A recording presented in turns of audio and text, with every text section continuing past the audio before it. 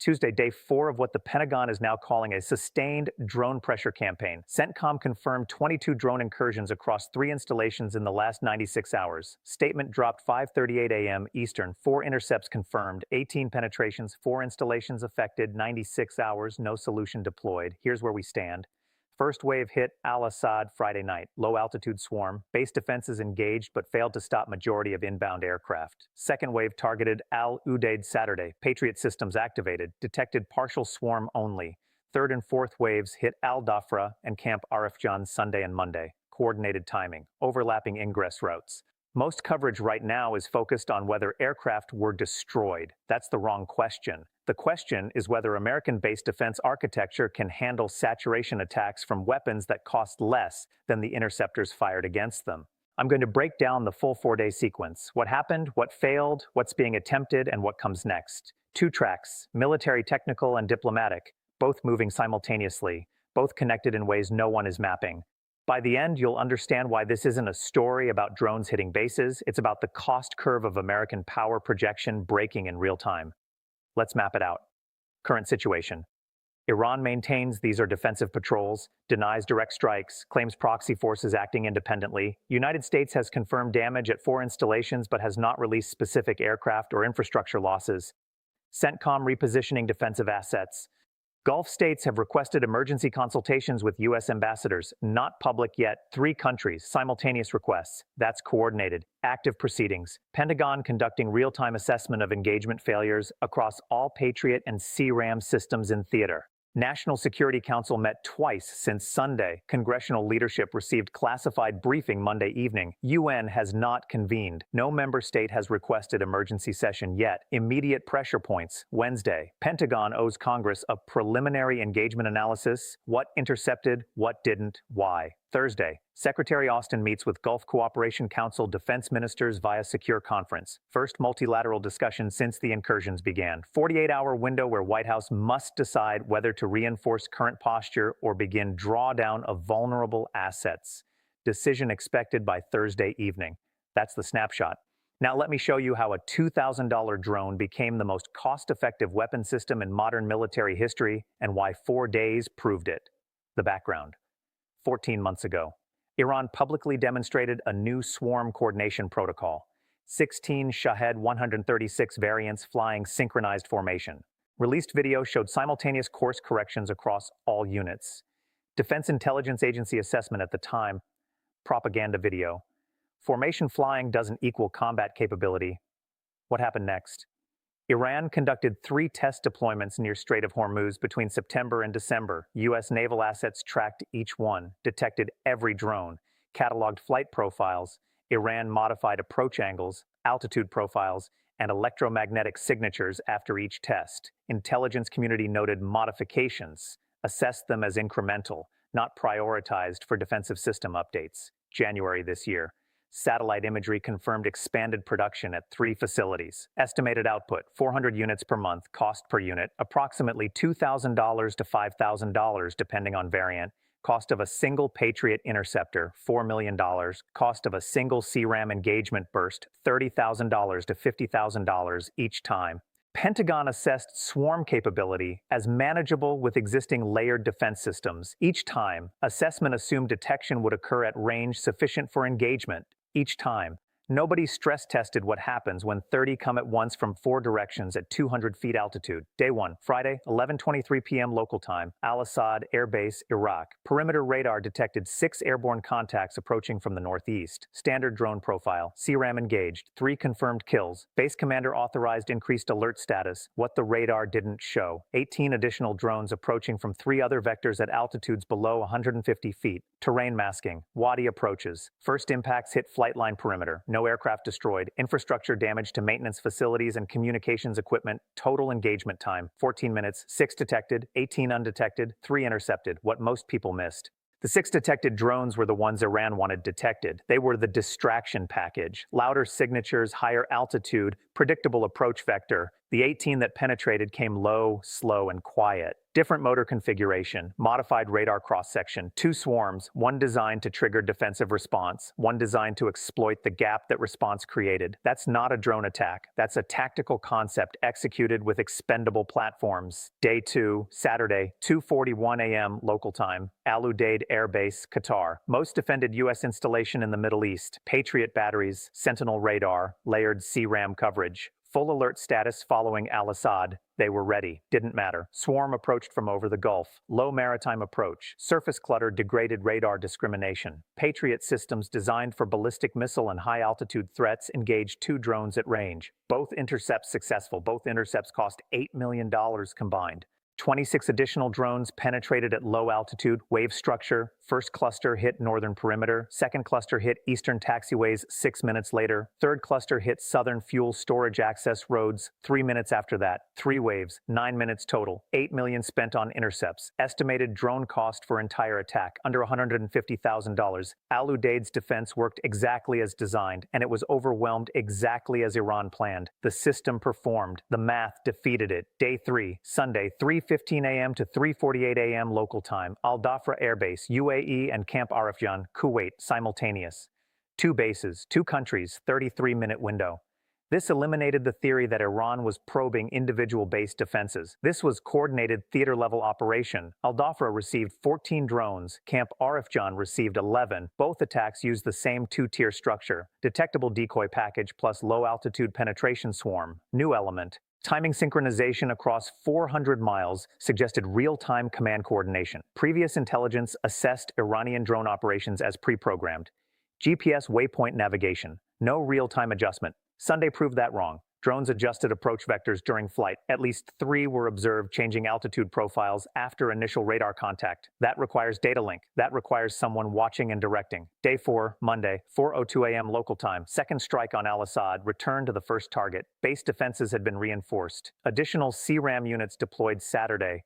Marine LAAD battalion repositioned to provide manpad coverage. They were more ready than any U.S. base has been for drone defense in history. Results: 9 drones detected, 7 intercepted, 11 drones undetected, all 11 penetrated, 2 struck parked helicopters, damage confirmed but not specified. The improved defenses caught more and still missed the majority. Iran sent a message Monday. Even when you prepare specifically for us, the math doesn't work. You can't intercept what you can't detect, and you can't afford to intercept what you can. The pattern. Each night, Iran demonstrated a different aspect of the problem. Friday, deception and multi-vector approach. Saturday, cost asymmetry against premium defenses. Sunday, theater-wide coordination. Monday, persistence despite defensive adaptation. 4 nights, 4 lessons, each one building on the previous. What changed between 14 months ago and Friday night? Iran solved 3 problems simultaneously. Radar signature reduction below detection threshold at low altitude. Swarm coordination with real-time adjustment capability, decoy penetration tactical packaging. The DIA called it propaganda. It was a development program. Subscribe. This situation has a 48-hour decision window ahead. Pentagon briefing Wednesday. Austin GCC meeting Thursday. I'll cover both as they develop. Yesterday's key development, Monday's second strike on Al-Assad, the return, why it mattered. It proved adaptation failure. Pentagon had 72 hours to reinforce Al-Assad specifically, brought in additional detection systems, repositioned quick reaction forces, improved intercept rate from 12% on Friday to 39% on Monday, and still missed 11 penetrating drones, what it set up. Today's CENTCOM statement had to acknowledge sustained pressure rather than isolated incidents. Language shifted. Before yesterday, Pentagon described drone incursions requiring defensive adjustment. After yesterday, Pentagon described sustained campaign exceeding current defensive capacity. That word, capacity. First time it appeared, Friday it was an incident, Saturday an escalation, Sunday a coordinated campaign, Monday exceeded capacity. When Pentagon says capacity, they mean the system isn't broken. It's insufficient. That's worse. Broken can be fixed. Insufficient means the design itself doesn't match the threat. Yesterday also changed the cost conversation permanently. 4 days of Iranian drone operations. Estimated total cost to Iran, under $600,000. 4 days of American defensive response. Interceptors alone, over $20 million. Add operational costs, alert posture, repositioned assets, personnel tempo. Number exceeds $100 million easily. Iran spent the price of a house. America spent the price of a fighter jet. Every day that ratio continues, American defensive posture becomes less sustainable. Yesterday made that math unavoidable in today's briefing. Today's development. CENTCOM confirmed 22 total incursions, 4 intercepts, 18 penetrations, 2 rotary wing aircraft damaged, infrastructure damage across 4 installations. Statement released 5:38 a.m. Eastern, written statement only. No briefing, no questions. Why today is different from days 1 through 4 individually. Each previous day could be analyzed as a single event. Today's statement aggregated all 4 days into a single operational assessment. That framing choice matters. CENTCOM chose to present this as one campaign, not 4 attacks. 3 specific changes before today. Each incursion described separately with individual base damage assessments. After today, theater-wide aggregation, single campaign framing, 22 incursions, 1 problem before today, intercept failures attributed to specific conditions at each base, terrain masking at Al-Assad, maritime clutter at Al-Udeid. After today, system-level assessment, current defensive architecture insufficient for saturation drone threats at low altitude. That's a design problem, not an execution problem. Before today, response described as defensive reinforcement ongoing. After today, response options presented to National Security Council, including both defensive and offensive measures. Offensive is new. Someone is proposing striking launch sites or production facilities. The 18 penetration number out of 22 total incursions. That's an 82% penetration rate against the most advanced layered air defense systems deployed anywhere on Earth. 82%. That number will define this week's decisions. Share this with someone tracking the situation. Media is covering each day as a separate story. This is one campaign, one problem, one timeline. That's how you have to read it. This breaks into 2 tracks now. Both active, both on deadline. Track 1, military technical. Can current systems be adapted to handle low-altitude swarm saturation? CENTCOM conducting emergency evaluation of all radar systems in theater. Specific focus on minimum detection altitude and target discrimination in clutter environments. Key date, Wednesday. Pentagon owes Congress preliminary findings. What happens if the answer is yes with modifications? Expensive retrofits. Months to deploy. Vulnerability continues during transition. What happens if the answer is no? Entire forward deployed air defense concept requires fundamental redesign. That's years, not months. Track 2, diplomatic alliance. Gulf states requested emergency consultations, not publicly announced but confirmed through 3 diplomatic sources. Key date, Thursday, Austin meets GCC defense ministers. What happens if Gulf states demand enhanced protection? U.S. must either commit resources it may not have or acknowledge it cannot guarantee base security. What happens if Gulf states begin hedging? Conversations with Beijing about alternative security arrangements accelerate. Those conversations are already happening, have been for 2 years. This accelerates them, how they connect. Track 1 determines what the U.S. can promise. Track 2 determines whether promises matter. If Wednesday reveals the technical problem is solvable, Thursday's meeting becomes about timeline and cost. Manageable. If Wednesday reveals the problem is architectural, Thursday's meeting becomes about whether Gulf states continue hosting forces that can't defend themselves. Unmanageable. The sequencing matters. Wednesday before Thursday gives Austin something to offer. If Thursday were first, he'd be making commitments blind. Iran's campaign timing created exactly this pressure. 4 consecutive nights ending Monday. Pentagon assessment due Wednesday, diplomatic meeting Thursday. Iran stopped attacking Tuesday. They created the pressure window and then stepped back to let it work. That's strategic design. Who matters now? CENTCOM Commander General Michael Kurilla, on scene since Saturday, coordinating defensive reinforcement and damage assessment simultaneously. Strategy, demonstrate adaptation, show intercept rates improving, buy time for technical solutions. Power, controls operational recommendations, can advocate for patience or escalation. Secretary of Defense Lloyd Austin.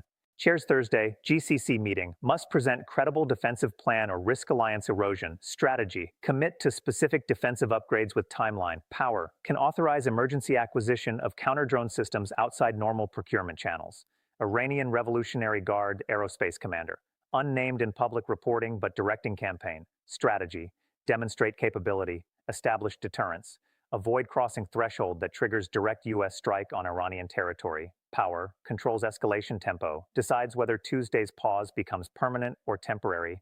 Qatari Minister of Defense, hosts Al-Udeid, largest U.S. installation in region. Strategy, extract maximum concessions during period of U.S. vulnerability, enhanced systems, diplomatic leverage, economic benefits. Power, single decision to suspend Al-Udeid operations would force immediate U.S. strategic repositioning. Who's silent? UAE leadership. Al Dhafra was hit Sunday. No public statement. That silence is strategic. They're watching whether U.S. response is credible before committing to a position. Power dynamic. Before Friday, U.S. provided security architecture. Gulf states operated within it. After Monday, Iran demonstrated architecture's limits. Gulf states now evaluate whether architecture serves their interests. The provider-client relationship inverted. U.S. needs basing access. Gulf states have alternatives. 4 days changed who needs whom. This is dense. Stay with me. The convergence point is Thursday, why 4 days matters beyond the Gulf. Cost asymmetry is the story, not drone technology, not radar failure, cost. Every military in the world just watched Iran spend under $1 million to functionally suppress operations at 4 American installations defended by billions of dollars in equipment. That's a ratio. And ratios scale. You're a defense planner in Taiwan. You just watched saturation drone tactics penetrate layered American air defense. Your entire defensive concept relies on the same systems. You're now asking whether $2,000 drones from mainland China can do what $2,000 drones from Iran just did. You're a NATO planner in the Baltics. Russian Lancet drones already proved effective in Ukraine. You just watched a more sophisticated version of saturation tactics defeat American Patriot batteries. Your entire eastern flank defense depends on the same intercept logic. You're a Chinese military strategist. You just received the most valuable free intelligence in a decade, not about drones, about American detection thresholds, response times, adaptation speed, cost tolerance. 4 days produced a global case study in how cheap overwhelms expensive when quantity exceeds defensive capacity. The specific vulnerability, low-altitude radar discrimination in cluttered environments against small cross-section targets arriving simultaneously from multiple vectors. That's not a Middle East problem. That's a physics problem. It applies everywhere radar is the primary detection layer, which is everywhere. Every forward operating base, every carrier group, every allied installation hosting American assets, all of them rely on the same detection to intercept logic that failed 82% of the time this week, 4 days, $600,000 in Iranian drones. And the entire cost calculus of American power projection is under review. 3 moments that define this. Moment 1. Friday's decoy penetration split at Al Asad, when the 6 loud drones drew CRAM fire while 18 quiet ones penetrated from 3 other directions. Why it was critical. This proved Iran understood American defensive logic well enough to exploit it. They didn't just attack the base, they attacked the decision-making process of the defense system itself. If this hadn't happened, if all drones had come from one vector at one altitude, defenses would have performed better. Iran would have learned less. The campaign might have stalled. Moment 2. Saturday's cost demonstration at Al Udeid, 2 successful Patriot intercepts, $8 million, 26 penetrating drones, $130,000. Why it was critical. This made the math undeniable. The system worked and was still defeated by economics. If this hadn't happened, if Patriot had achieved higher intercept rates, the cost conversation would have remained theoretical. 2 kills out of 28 made it empirical. Moment 3. Monday's return to Al Asad after reinforcement.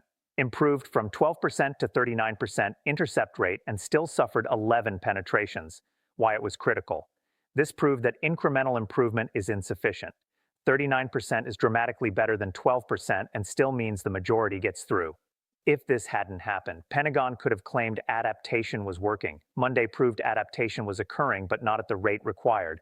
The gap between improvement speed and threat saturation is the strategic problem. Those 3 moments established a principle. Detection-based defense fails against saturation attacks when the attacker can afford to lose 40% and still achieve objectives. Iran can afford to lose 40%. They can afford to lose 90%. Like this breakdown, full picture matters. Wednesday's Pentagon assessment and Thursday's GCC meeting will be pivotal. Follow the complete timeline, not the daily headlines. What's ahead? Wednesday, April 2nd, Pentagon preliminary findings delivered to Congress. Likely outcome. Technical assessment confirms low-altitude detection gap against small cross-section swarm targets. Recommendation for emergency procurement of counter-UAS systems. Timeline for deployment. 6 to 12 months. Alternative. Findings reveal a deeper architectural problem. Existing radar systems fundamentally unable to discriminate drone swarms from ground clutter at current detection ranges. Requires new sensor development. Years, not months. Thursday, April 3rd, Austin GCC Defense Ministers meeting, likely outcome. Austin presents remediation plan with timeline. Gulf states express concern but maintain cooperation framework. Conditional language, alternative. One or more Gulf states demands immediate enhanced capability or threatens operational suspension. Forces U.S. into commitment it may not be able to deliver. Friday through Sunday. Watch for whether Iran resumes operations or maintains pause. Pause suggests strategic objective achieved. Resumption suggests escalation to force faster diplomatic concessions. 3 possible outcomes by next Monday. First, technical fix identified. Gulf states reassured. Defensive upgrades committed with timeline. Iran's demonstration absorbed as lesson learned. Status quo preserved with modifications. Second, technical problem deeper than expected. Gulf states hedge. Begin parallel conversations with other security providers. U.S. posture in Gulf begins gradual structural weakening. Third, U.S. retaliates against Iranian drone production or launch sites. Iran responds with larger swarm operation. Escalation cycle begins with U.S. unable to defend against the weapon being used against it.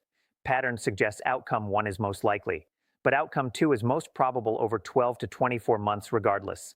The cost asymmetry doesn't go away with upgrades, it just shifts. Subscribe.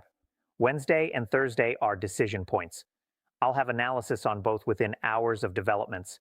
This is the most significant shift in power projection economics since precision-guided munitions. The timeline is what matters, not individual headlines. Complete state as of Tuesday evening. Military status. Al-Assad. Operational. Reinforced. 2 helicopter damaged Monday. Al-Udeid. Operational. Full alert posture. Infrastructure damage to fuel access roads. Al-Dhafra. Operational. Limited damage assessment released. Camp Arifjan. Operational. Minor infrastructure damage reported. Defensive status. Intercept rate across 4 days. 18%. CRAM performance. Effective against detected targets. Detection rate against low-altitude swarms below 35%. Patriot engagement. 2 successful intercepts. Cost prohibitive against volume. Diplomatic status. 3 Gulf states requested emergency consultations, not public. UAE silent. Saudi Arabia monitoring. No direct U.S. combat installations affected in Saudi territory.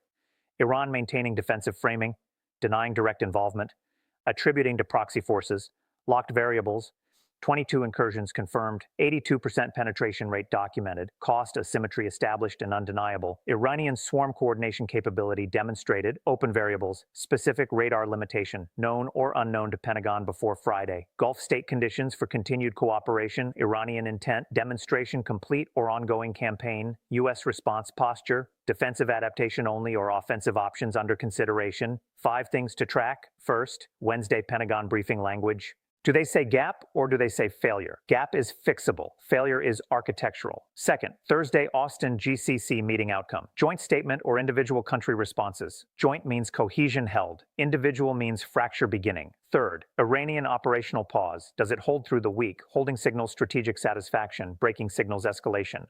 Fourth, counter-UAS procurement announcements, emergency acquisition signals, Pentagon treating this as urgent, standard process signals they think they have time. Fifth, Chinese and Russian official commentary, both have been quiet. When they speak, watch whether they reference cost asymmetry specifically. That tells you they're already incorporating lessons into their own planning. The cost curve broke this week. American air defense was built to stop expensive weapons with expensive interceptors. Iran just proved cheap weapons in volume defeat that logic entirely. Wednesday tells us if Pentagon understands what broke. Thursday tells us if allies still trust the architecture. Everything flows from there.